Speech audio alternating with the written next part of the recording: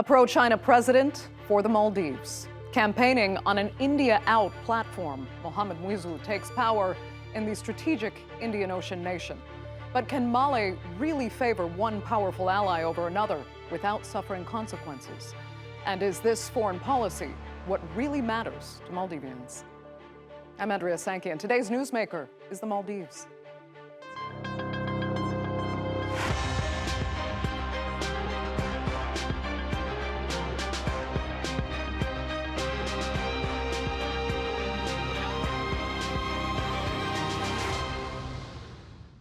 Well, the Maldives is expected to be South Asia's fastest growing economy this year, with tourism back to pre-COVID levels.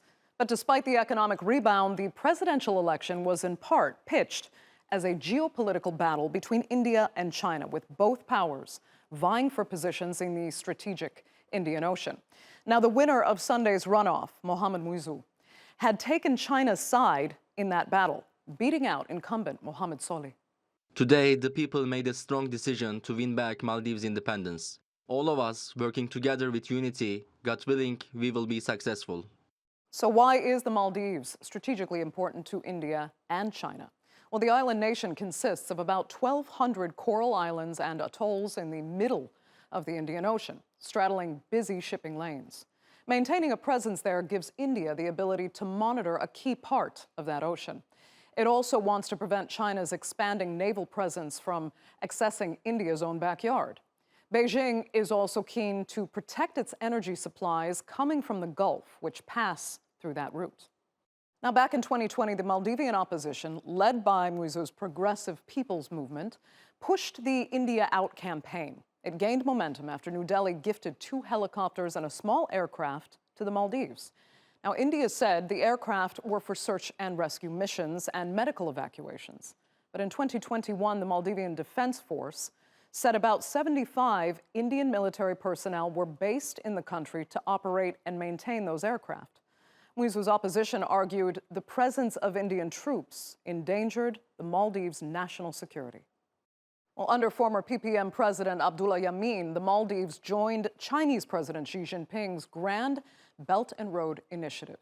Beijing lent money to Yameen's administration when India and Western lenders refused due to allegations of human rights violations. Abdullah Yameen is currently serving an 11-year prison term for corruption.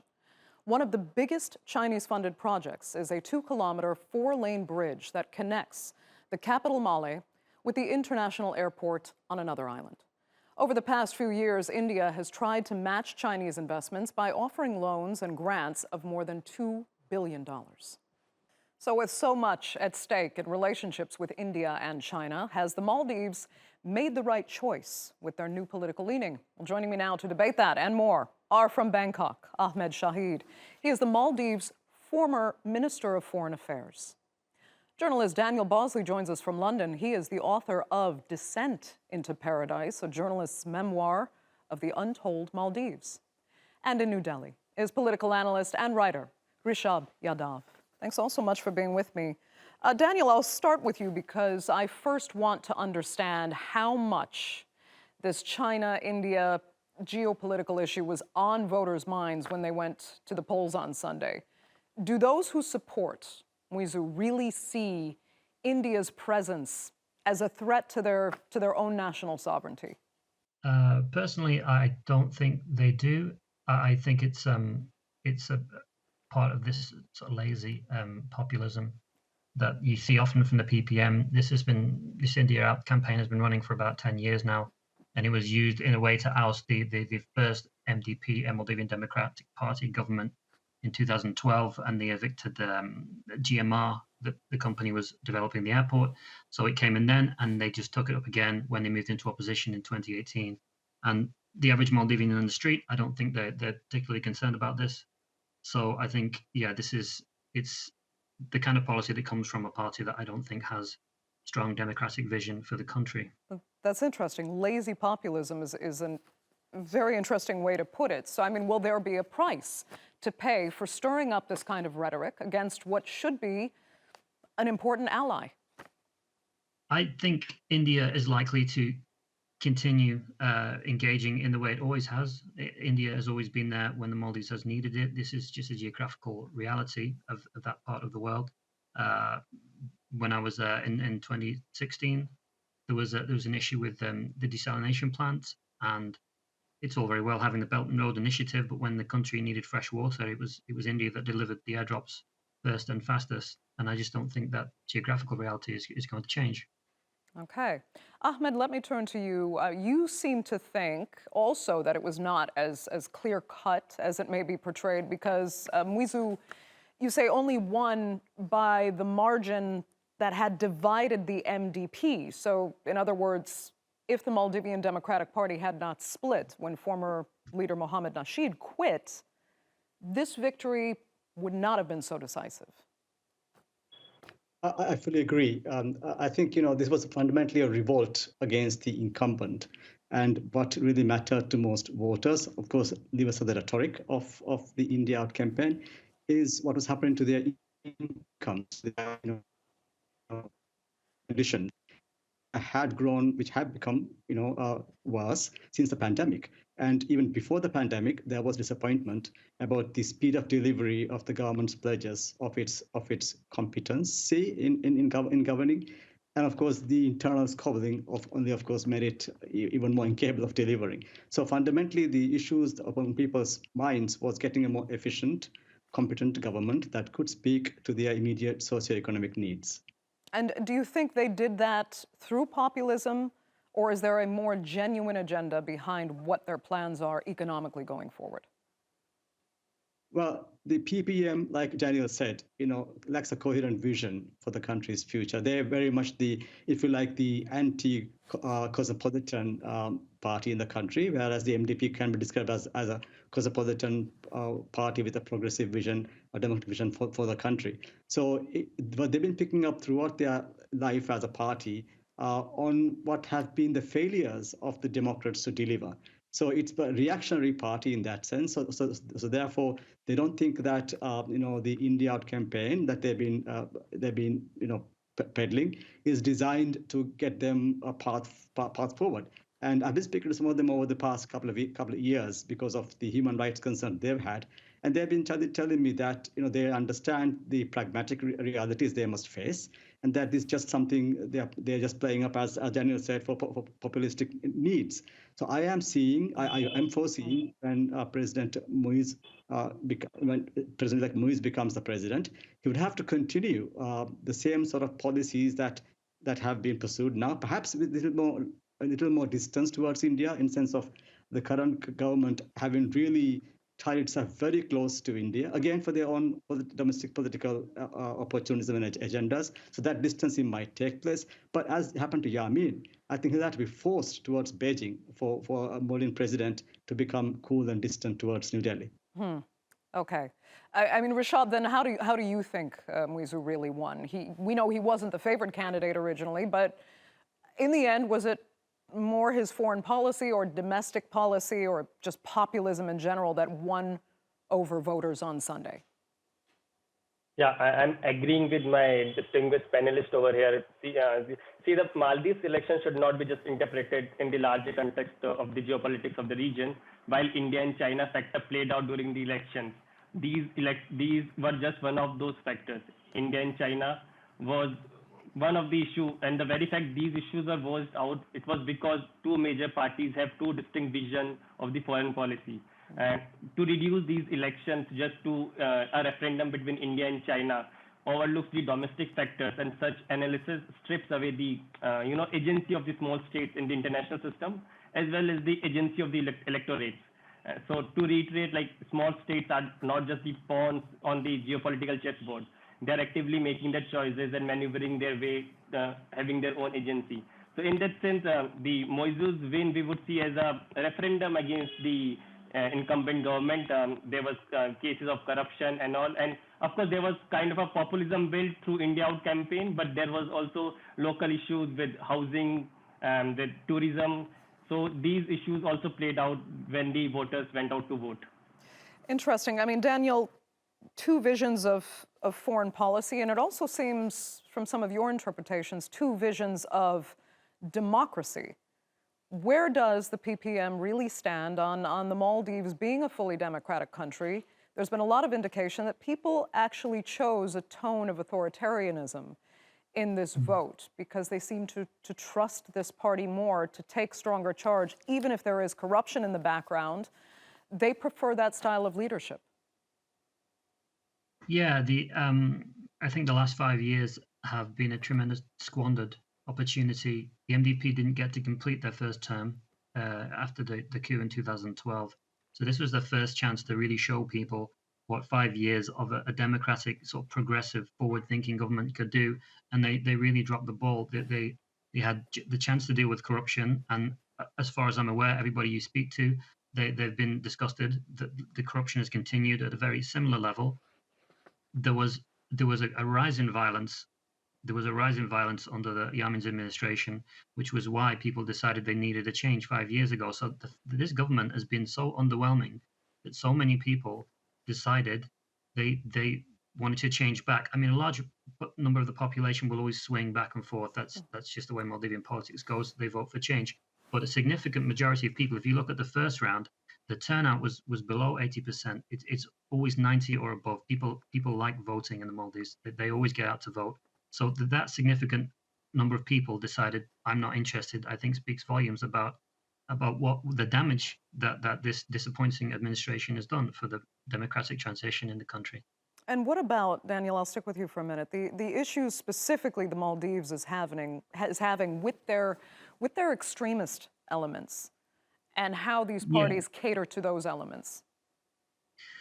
Again, the campaign has been very much about people pointing fingers and saying these are the people that are going to let these extreme forces back into the country. But I think it comes down to the arch pragmatism that you have with the PPM. The difference between the MDP and the PPM, neither of them really have the tools to deal with this kind of extremism. Very few places do.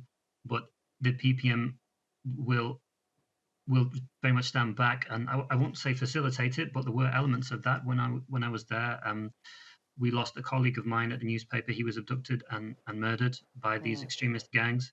And his friend, a friend of mine, was a few years later, sorry, his name was Ahmed Shaheed. It's important that people keep hearing these stories. And his friend's name was Yamin Rashid, and he was murdered outside his home 3 years later. Now, 3 individuals from radicalized gangs were in pretrial detention up until about 6 weeks ago. There had been a presidential commission, and they charged some people. These people are out now. These people are on house arrest, and I fully suspect they will be out on the streets before very long. They've been treated as heroes on social media, and I just don't know what people in the country are supposed to make of that, what that does to a democratic culture when there's that kind of impunity. And I really worry about bad things happening in the next 5 years.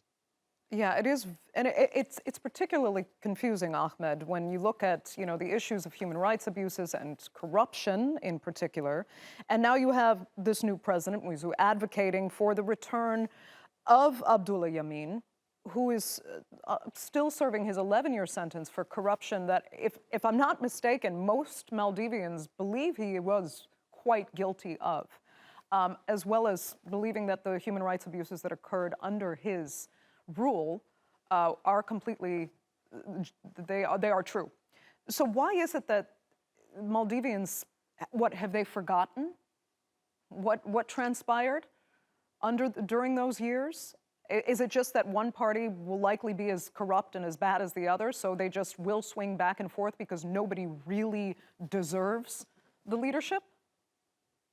Well, I think the moral edge that the MDP enjoyed 5 years ago when they replaced a very brutal, authoritarian-oriented government was countered by its own conduct. First of all, by being very soft on rights violations, by not really prosecuting through rights abuse and violators, being too soft on corruption, the government itself getting steeped in corrupt activities, and also where it was different from the Yamin government, where the brutal fist was very, very clear, was their own masked way of doing the same thing. So I've been talking about loss of freedom of expression, loss of civic space under this government. It pandered to the mullahs, that it was in its own camp, and banned the perhaps the foremost democratic organization in the country, just to appease the mullahs. And Nasheed's the attempt on his life wasn't really fully investigated. Government said it was a lone wolf attack. So the difference people saw between the two governments just disappeared over time. And although the tactics of Yamin were far more, if you like, visible, the effects of the new government were not that much different. But I should add, of course, I stayed away from the Maldives during Yamin's regime because I had threats to my life. I did manage to go to the Maldives in the past couple of years, but again, very scared because the same elements that were out there earlier were out there. This government did not do enough to really roll back extremist tendencies in the country. And during the campaign, we saw both parties accuse each other of harboring extremist elements within their fold, and that is to a large extent true. Okay. Ahmed, I'll stick with you because if we can move forward, I mean, we are where we are now, and there is this clear campaign to marginalize India, it seems, with the PPM coming to power. So, I mean, tell us how that is going to benefit, if it will, China. What does China really get out of a pro-Maldives president? I mean, sorry, pro-Chinese president. Right. I think I think the Maldives remains in a way more important for China than India because of the additional power project capacity Maldives can offer to China because of the distance. And so once the Maldives becomes more open for Chinese presence in the country, they feel more comfortable. They can actually play a more influential role in the region and protect their interests in terms of seals of communication and so on and so forth.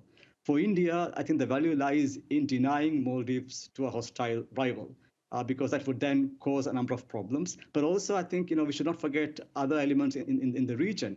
If there are extremist elements to sort of operate in the Maldives, already there are significant, if you like, criminal elements operating in the country through drug trade and so on. But if the international connections, and there may be some, but if they're to grow in terms of terrorism, then again, there is another, worry for India in the Maldives. So India gets the benefit of being able to see what's happening in the Maldives and deny anybody else coming there. For China, it's an addition, a boost to their presence in the ocean and for their power production capacity. But I think for any time government changes in the Maldives, it's for India to lose their influence on the country than for China to woo them away. Even Yamin's initial response was to seek Indian assistance. The India First policy is about now 15, 18 years old, and every government has affirmed that.